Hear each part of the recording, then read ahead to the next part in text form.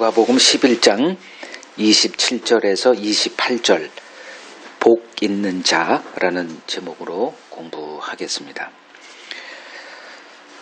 자, 27절, 28절 두 구절이에요. 요거 같이 읽고 시작하겠습니다.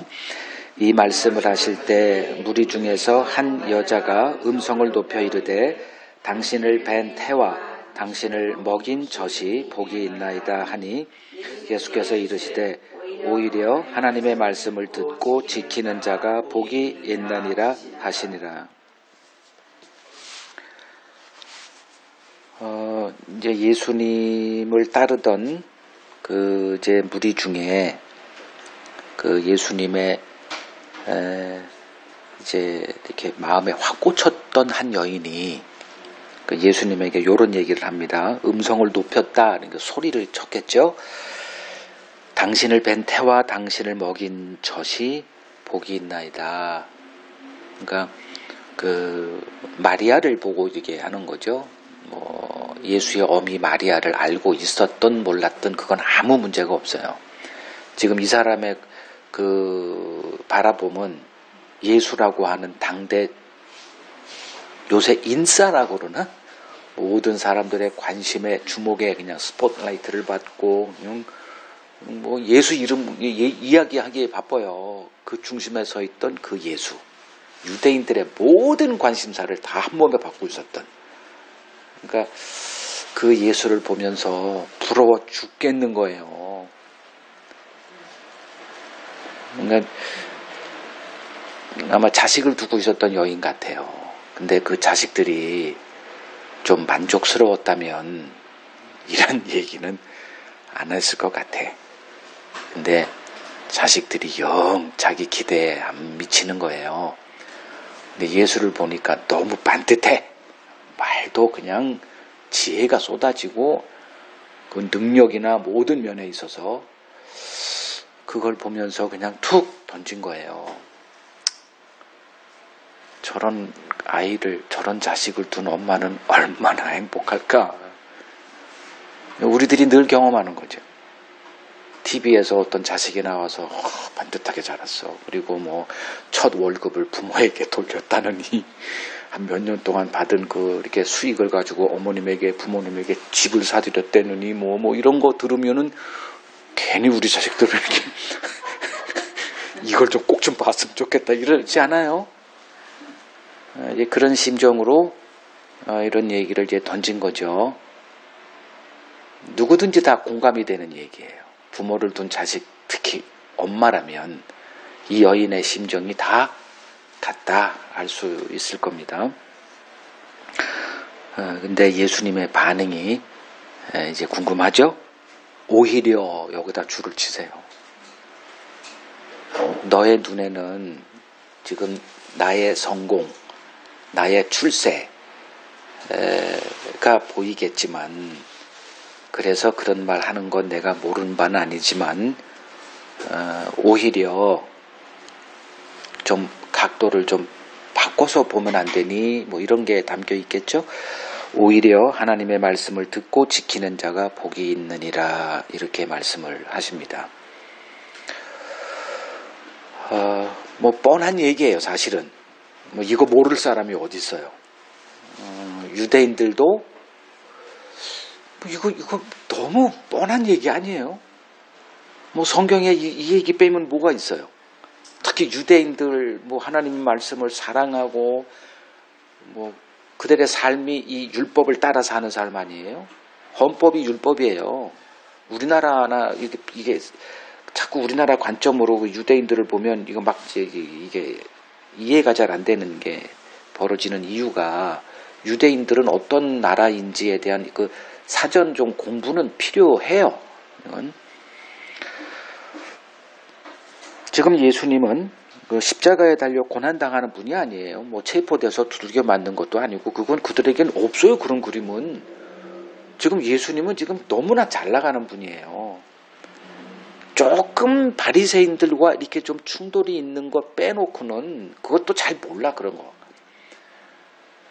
그냥 겉으로 볼 때는 예수님은 지금 대단한 인물이에요.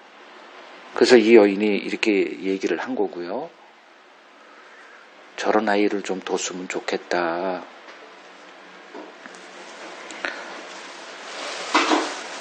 근데 예수님은 그 여인을 향해서 하나님의 말씀을 듣고 지키는 자가 복이 있다 이렇게 얘기를 하셨어요. 그 여인 그리고 주변에 있던 사람들이 예수님의 이 말씀을 듣고 이걸 어떻게 이해했을지 정말 궁금해요. 근데 끝나요. 그리고 이제 다음 또 다른 주제를 또 이렇게 기록이 돼 있어서 어떤 반응을 보였는지 실망을 했는지 아하 뭐 이런 반응을 보였는지 전혀 모릅니다. 그냥 우리가 이 말씀을 받고 해석하는 거예요. 자, 이 여인의 이제 관심사는 뭐냐 하면 잘 나가는 인생이에요. 그게 복의 기준이에요. 이런 예수처럼. 근데 예수가 조만간에 어떠한 그 삶의 처지를 보일지 아무도 몰라요. 그냥 지금 당장 좋은 거예요. 그게 복의 기준이죠.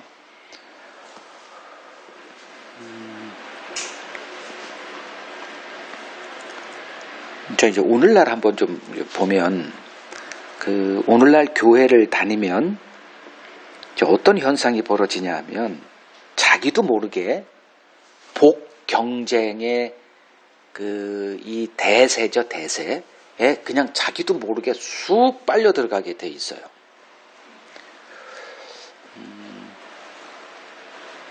그러니까 얼마나 이 복 경쟁이 심화됐으면 교단별로 더 이상 복 얘기 좀 하지 말자. 이 결의할 정도면 뭐 설명 안 해도 알 겁니다. 그 결의하면 뭐예요?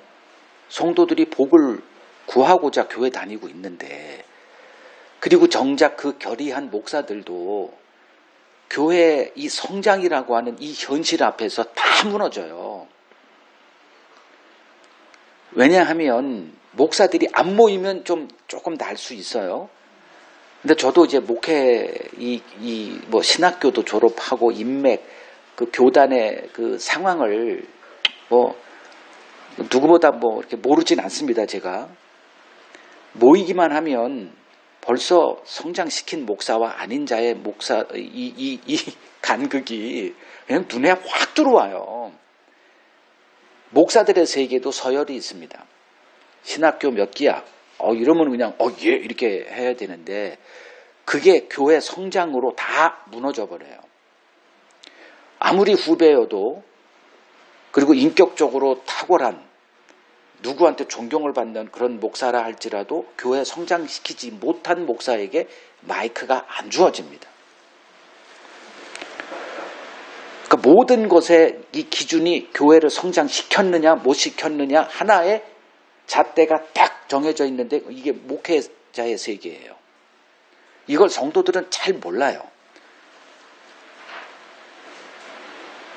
그런 세계에서 목사들의 이 관심사가 어디로 가 있을지는 뻔한 거예요. 그러다 보니까 오늘날 우리가 이렇게 듣고 있는 설교가 이렇게 등장하게 되는 이유, 말도 안 되는 설교들이에요. 이 복음의 세계로 이렇게 들어가서 볼 때는 정말 어처구니가 없는 이 설교들, 저것들이 정말 뭐 하는 분들이야 할 정도의 이러한 그 말도 안 되는 설교가 난무하고 그 설교를 꿀송이보다 달게 받아들이는 이 오늘날 현대교회의 모습이 등장하게 된 것에 그 자리에는 중심에는 교회 성장이라고 하는 이 괴물이 있기 때문에 그래요. 목사들이 이제 이 현실 앞에 다 무너져 버리죠. 뭐 작은 교회 목사라고 해서 그게 아니에요. 그들도 몸부림을 치고 있어요. 서름 당하고요. 한 달에 한 번 정도 계속 모이거든요. 꼴을 못 봐요.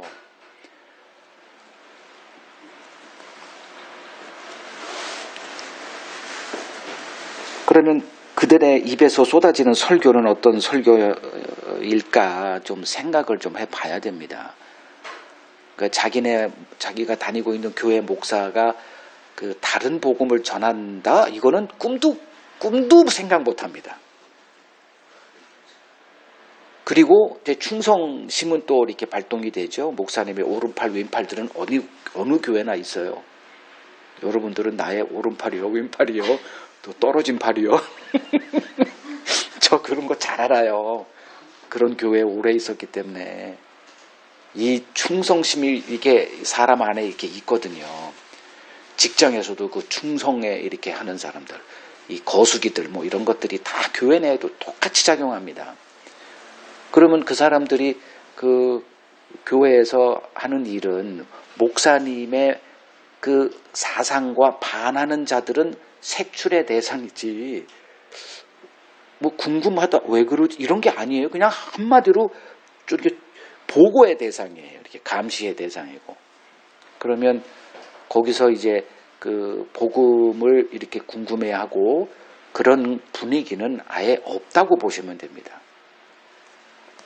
그러면 이제 그런 이제 교회 성장에 목매어 있는 이제 이 목사들의 이 입에서 선포되는 설교는 어떤 것일까?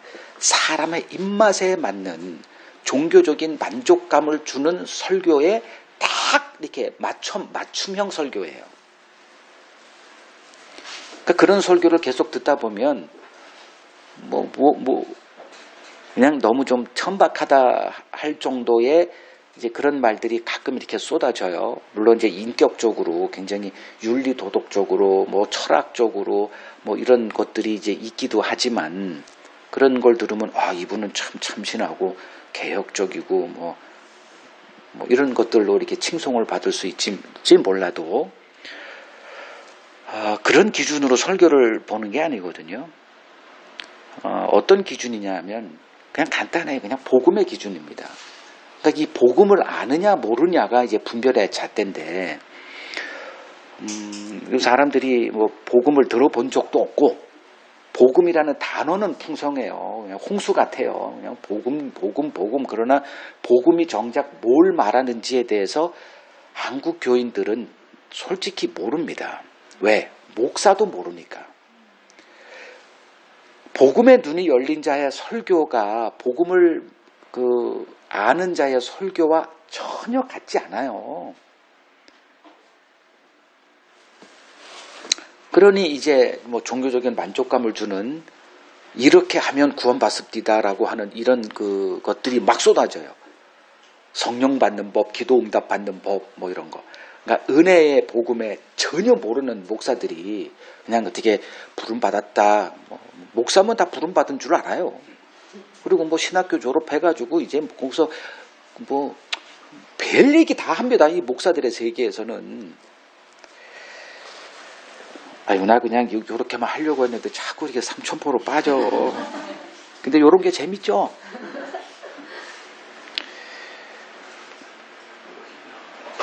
뭐 누가 헌금을 가장 많이 했느니, 누가 전도를 가장 많이 했느니, 이런 설교를 듣다 보면 교인들도 덩달아서 목사 닮아가게 돼 있어요. 이건 피할 수 없는 길입니다. 근데 이러한 목사들의 가장 큰 문제는 하나님의 말씀을 듣는 귀가 닫혀 있다는 거예요. 뭐 이런 것을 인정할 목사는 지구상에 한 명도 없겠지만 이들에게 성경은 교회 성장의 매뉴얼 그 이상 이하도 아닙니다. 그 성경을 읽고 교인들이 감동받을 만한 멋진 설교문을 만들어서 선포합니다. 그 설교에는 철저히 왜곡된 하나님의 말씀만이 담겨 있습니다. 입술로는 하나님의 말씀을 듣고 그 말씀대로 살자고 외치고 있지만 그들의 마음에는 하나님의 말씀에 담겨 있는 하나님의 뜻을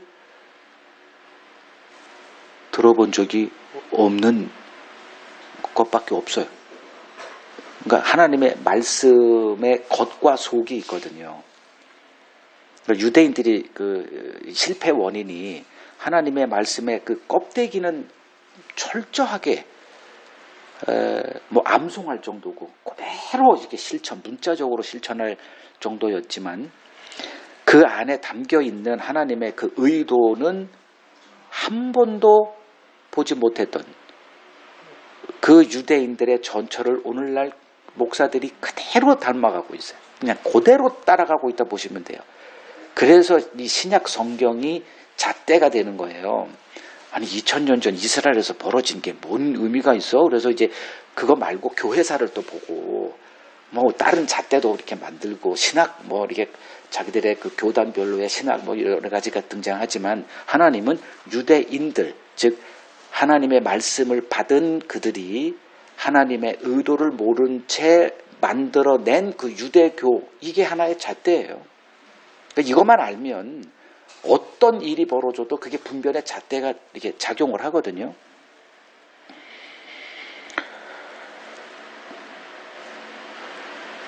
그토록 성경을 사랑하고 하나님의 말씀대로 살고자 했던 바리새인들이 하나님의 말씀에 가장 적대적이었던 이 역사의 교훈을 이해하지 못하기에 이 교훈이 자신들에게 적용되지 못하고 있는 거예요.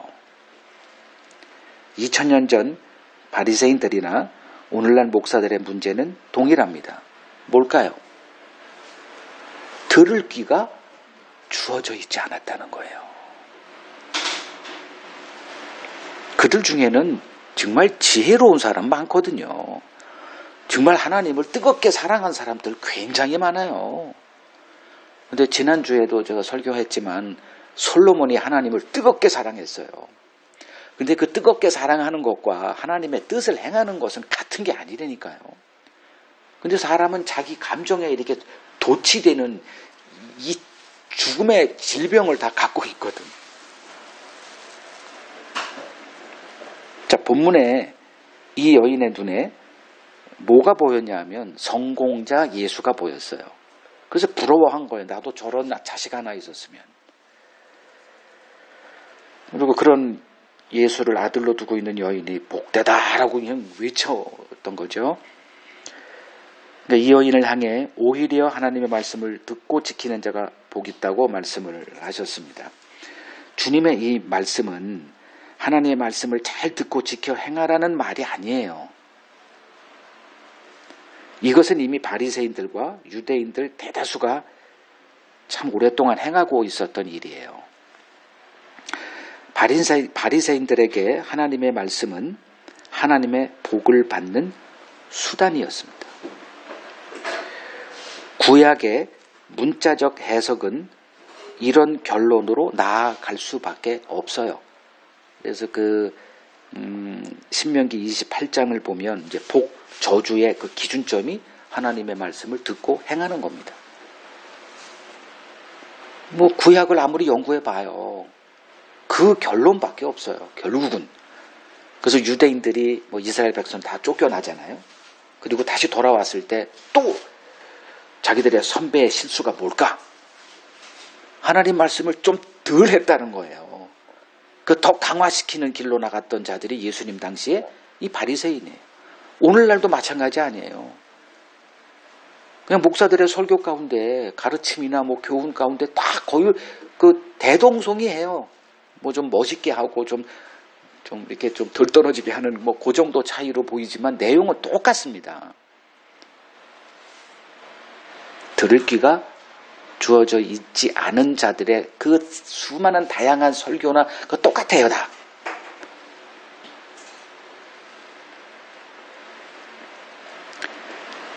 그래서 이러한 문자적 해석으로 신앙생활했던 이 바리새인들, 유대인들에게 부자됨은 어떤 결과죠?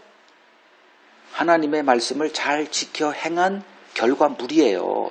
그래서 오늘날 목사들이 신자는 부자 되어야 되는 게 마땅하다라고 이렇게 도무지 무슨 말인지도 그 사람들은 이 바리새인의 사고방식을 그대로 이 사탄의 사고방식을 그대로 갖고 있는 자들이에요. 그 성도들은 그걸 듣고 뭐 부자들은 좋아할 것이고 가난하게 살아가고 있는 자들은 이제 더 분발해야 되죠. 더 교회 다니고요. 그러니까 목사는 참 쉬워요. 뭔 설교를 해도 성도들은 다 자기가 알아서 해석을 해버립니다. 수수반대는 뭐 이런저런 얘기를 해도 다 알아서 자기들이 해석해 버려요. 우리 목사님 무식하다는 그런 생각은 1도 안 해요.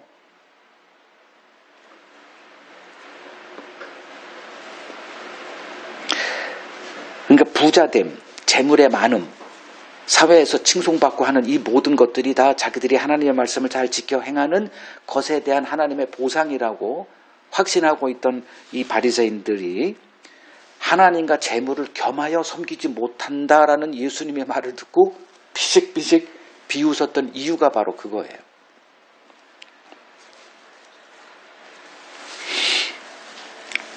주님은 오히려 하나님 말씀을 듣고 지키는 자가 복이 있다라고 말씀하십니다. 그러면 누가 하나님의 말씀을 듣고 지키는 자일까? 바리새인들처럼 문자적으로 성경을 이해하는 자들이 아니라는 것은 분명합니다. 하나님의 말씀을 듣고 이를 지키는 자는 딱 하나예요. 들을 귀가 주어진 자들이에요. 들리니까 그 길 가는 거예요. 오늘날 이 목사들이 그런 설교하는 것은 안 들리니까 그것이 확신으로 다가오고 그런 설교를 하는 거예요. 안 보이니까. 사람이 안 보이는 것을 어떻게 얘기를 합니까? 어떤 사람이 그 길을 가는 거는 그게 보이니까 가는 거예요. 어떤 사람이 이상한 말을 한다. 그 이상한 말이 들리니까 그 말을 하는 거예요. 이 귀가 주어지지 않은 자에게 성경은 자기 욕망을 채우는 수단에 불과합니다. 그들이 가는 신앙의 길과 귀가 주어진 자의 신앙의 길은 전혀 같지가 않습니다. 주님은 가난한 제자들을 보시면서 하나님의 나라가 너희 것임이라 선언하셨어요. 누가복음 6장 20절에 가난한 자는 복이 있나니 천국이 너희 것이다 이렇게 얘기하세요. 근데 마태복음 5장 3절을 보면 심령이 가난한 자는 복이 있나니 천국이 너희 것 비슷하죠. 가난이란 단어가 등장하고 그때 가난과 여기서의 가난은 달라요. 뭐 똑같은 말로 이렇게 이거 팔복을 얘기한 거네. 아니에요. 물론 뭐 같은 얘기겠죠. 그러나 지금 누가복음에서 이 얘기는 주님의 부르심을 받고 가족을 버렸죠. 생계 그 수단인 직업도 버렸죠. 그걸 누가 할 수 있어요? 이거 뭐 성경에서 하도 보다 보니 말은 쉽죠. 목숨 건다는 목사들 널려 있어요. 막상 그 순간에 다가와봐요. 다 도망갈 놈들입니다. 우리에겐 그런 능력이 없어요. 왜냐하면 자기 사랑에 매여 있는 자로 이 수십 년 길들여 왔고 본능이 그래 본능이. 우리의 본성은 여러분들도 저나 마찬가지 똑같은 존재들입니다. 자기 사랑의 이 욕망의 불나방들이에요. 아무리 뭘 포장을 하고 난리법석을 쳐도 성경이 한 번 이렇게 불로 한 번 훅 태우면 우리들에게 남는 건 욕망 하나.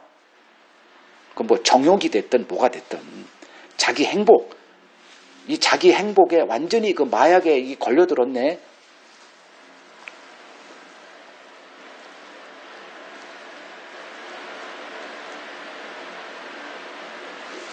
그런 자들을 주님이 찾아와서 불러라. 날 따르라. 그 한마디에 제자들 우리가 다 계속 봤잖아요. 로봇 같아, 로봇. 처음에 내가 청년 때 도대체 이 구절이 이해가 안 가는 거예요. 아니, 어떻게 그 가족을 버리고 이 직업을 버린다는 거는 요새 이 실직자 때문에 얼마나 많은 고통을 당하고 있습니까?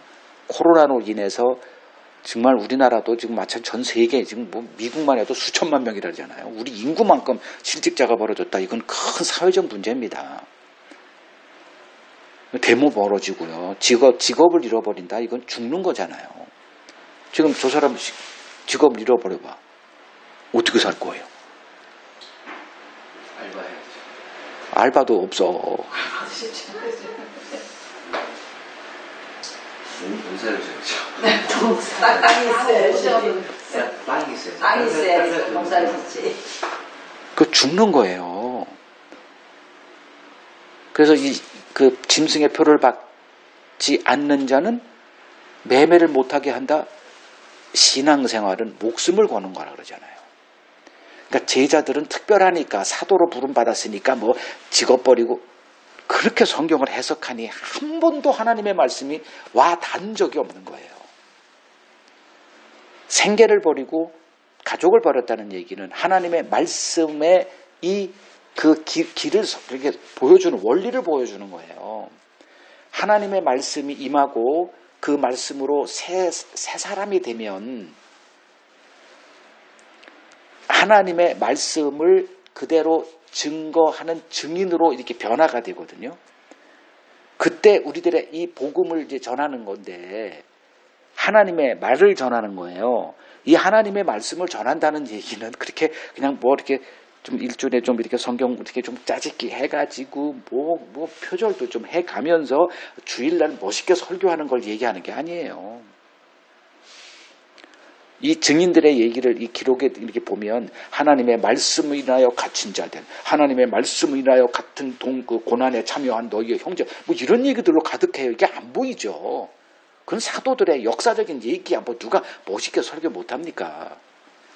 좀 문학적으로 좀 기질 있는 사람은 얼마든지 그냥 눈물 질질하게 하는 설교 할 수 있어요.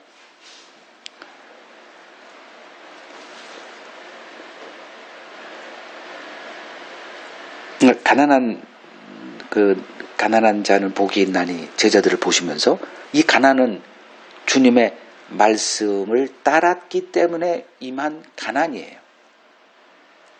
어쩌다가 그냥 게을러 터져가지고 가난, 그런 개념의 가난이 아니고, 항상 이 성경 안에, 신약 성서에 있는 그런 가난, 뭐 나그네 됐다, 믿음의 시련 때문에 흩어져 나그네 된 자들이에요.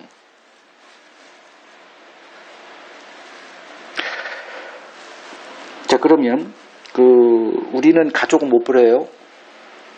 우리는 생계 못 버리고 직업 못 버립니다. 먹고 살아야 되고, 가족은 이거 본능적으로 이거 하나예요. 무슨 일이 있어도 가족은 못 버립니다. 근데 어떤 일이 벌어지니까 그런 일이 벌어졌다는 거를 이제 예수님의 사역 초기부터 보여줘요. 뭐가 어떻게 된 거예요? 나를 따르라라는 이 말씀이, 그러니까 주님이 이렇게 찾아왔죠. 그리고 그들을 보시고 갈릴리를 이렇게 거니시면서 그들을 보세요. 베드로, 요한, 그 두 형제들을 이렇게 보시고 하나하나 찾아가서 나를 따라오너라, 딱 이렇게 부르실 때 이 일이 벌어져요. 어느 누구도 하지 못하는. 그게 뭐예요, 이게? 이게 들을 귀가 주어졌다는 건데, 들을 귀가 주어졌다는 거는 그냥 들린다, 뭐 이렇게도 뭐 말할 수 있겠지만, 뭐가 이 들을 귀라는 거, 들리는 거예요, 그게. 그래서 뭐 주님도 그들은 내 양이 아니기 때문에 나를 믿지 않거니와 내 양은 내 말을 들으며 나는 그들을 알며 그들은 나를 따른다. 이게 뭔 얘기예요, 이게? 그러니까 목자와 양의 관계를 그렇게 듣는 것, 들린다, 이거 표현하는데, 주님이 나를 따르라. 그러면 이 따른 제자들이 있고, 우리가 몇 번 봤지만 이 부자 청년, 뭘 해야, 무슨 선한 일을 해야 천국 가죠? 그때 주님이 이것저것 해라. 그거 다 했는데요? 그래? 그러면 요거 하나 얘기할게. 네가 갖고 있는 재물을 다 버리고, 그리고 다 가족도 버리고 날 따라. 이 얘기에 근심하며 갔죠? 제자들은, 옆에 서 있던 제자들은 무슨 생각을 했을까요? 그거 다 우리가 행하고 있는 건데. 근데 이 청년은 못해요. 계산해보니 못해. 근심하고 가요. 천국문의 문 앞에서 박차고 도망간 거죠. 뭐가 다른 거예요? 들을 귀가 주어진 거예요. 그러니까 들을 귀라는 게 뭐다? 능력이 주어졌다는 거예요. 그 능력이 지금 내 안에서 역사하느냐 안 하느냐의 차이예요. 난 들려. 100이면 100 만나보세요. 다 듣는다 그래요. 그러니까 말장난 일이 돼버려. 이런 걸 설명을 안 하면. 능력이 주어졌느냐, 그것이 기준이에요. 뭐 다 듣는다는데 말 하나 많아. 그런 설교할 필요도 없어요.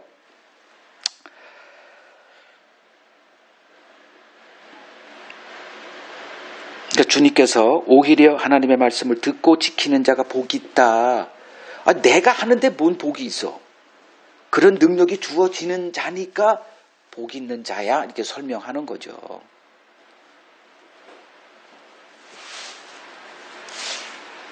지금 주님이 선포하신 말씀이 우리 마음속에 능력으로 이렇게 역사하고 있다면 그가 복 있는 자라 이렇게 선언하시는 겁니다. 고린도전서 4장 20절을 보면 하나님의 나라는 말에 있지 않고 뭐에 있다? 능력에 있다 이렇게 말합니다. 또 디모데후서 3장 5절을 보면 경건의 모양은 있으나 경건의 능력을 부인하는 자는 그들에게서 네가 떠나라 이렇게 얘기를 해요. 그 하나님의 말씀에는 뭐 다 말씀을 듣죠. 설교도 듣고 성경도 읽고 이렇게 합니다. 그러나 그 하나님의 자녀들에게는 하나님의 말씀이 다르게 역사해요. 이제 그거를 확인하라는 거죠.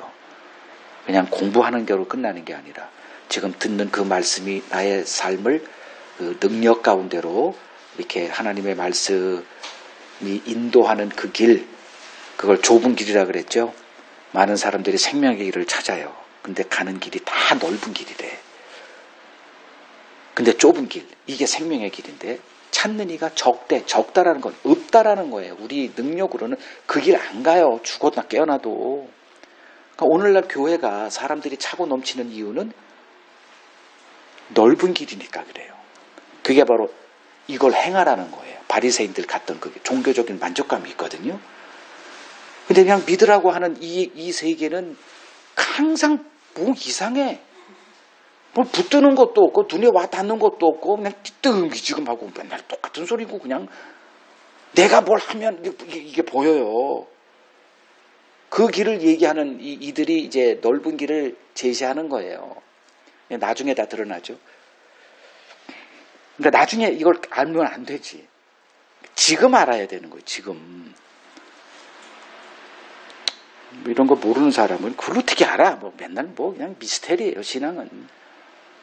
뭐 확신도 없고 그냥 뭐 이런 거 같기도 하고 저런 거 같기도 하고 오리무중. 근데 복음의 세계는 너무나 명확해요. 이 보는 눈과 들을 귀가 주어진 자에게는 성경이 그냥 똑같은 얘기로 뭐 선지자들이 구약의 뭐 상황이 좀 다르죠. 그들이 하는 얘기나 사도들이 하는 얘기나 예수님이 하는 얘기나 그냥 똑같은 얘기들이에요. 그거를 은혜의 복음이다 이렇게 얘기하는 거예요. 지금 주님의 제자가 되어 주님과 함께하고 있는 제자들에게 들을 귀와 보는 눈이 주어져 있습니다. 이들이 복 있는 자예요. 그래서 주님이 마태복음 13장에 나오죠. 갑자기 비유로 말씀하시니까 그 비유 내용은 뭐 너무나 뻔한 이 세상의 그냥 현상들, 자연 현상들이에요. 씨를 뿌릴 때 뭐 어쩌고 저쩌고 다 알아듣겠어. 근데 무슨 이 의도가 뭔지 모르겠다. 갑자기 이게 무슨 말하는 거예요? 그래서 주님께 와서 묻잖아요. 그때 주님이 들을 귀가 있는 자는 들을지어다. 거기서 들을 귀가 나오는 거죠. 그리고 그들에게는 천국의 비밀이 감추어져 있잖아. 너희들에게는 허락됐다.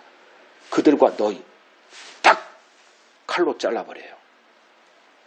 아니 모든 사람이 구원받기를 원하시는 하나님이 그들은 뭐고 너희는 뭐예요? 이걸 수습할 수 있나요? 그냥 어거지로 뭐 이때는 줬다고 뭐 온갖 얘기를 하지만 가서 그냥 아무나 데려오라고 하는 그 사람들의 머릿속에 이게 수습이 될까요? 천만에요. 근데 어떻게든 간에 해요. 성도들도 뭐 우리 목사님은 바보는 아니요. 우리 목사님은 바른 뭐 사도와 같은 분이야? 해놓고 자기들이 알아서 해석을 해버려요. 뭔 설교를 해도 분별 안 됩니다.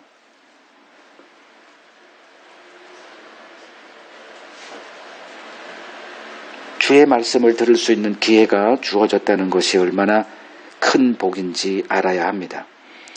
주님의 말씀이 내 안에서 능력으로 역사하여 사람들이 비웃고 조롱하는 그 좁은 길을 확신 가운데 걸어가고 있다면 하나님의 부르심의 능력이 내 안에서 역사하고 있다는 가장 확실한 증거입니다. 그 하나님의 말씀이 예수 그리스도를 아는 지식에서 자라가게 할 것이고 이 지식을 따라 남은 인생을 주님을 섬기는 길로 이끌어 갈 것입니다. 우리에게 그리스도 안에서 주어진 죄사함보다 더 귀한 보배는 없습니다. 그분이 지금 영으로 우리와 함께 하시며 이 땅에 머리둘 곳 하나 없는 나그네의 삶으로 이끌어 가십니다. 주님의 말씀이 마음속에서 이렇게 능력으로 역사하고 있다면 당신은 그리스도와 함께 천국을 유업으로 받을 상속자들입니다. 신자는 이와 같이 세상이 보지 못하는 다른 복을 보고 기뻐하고 즐거워하는 자들입니다.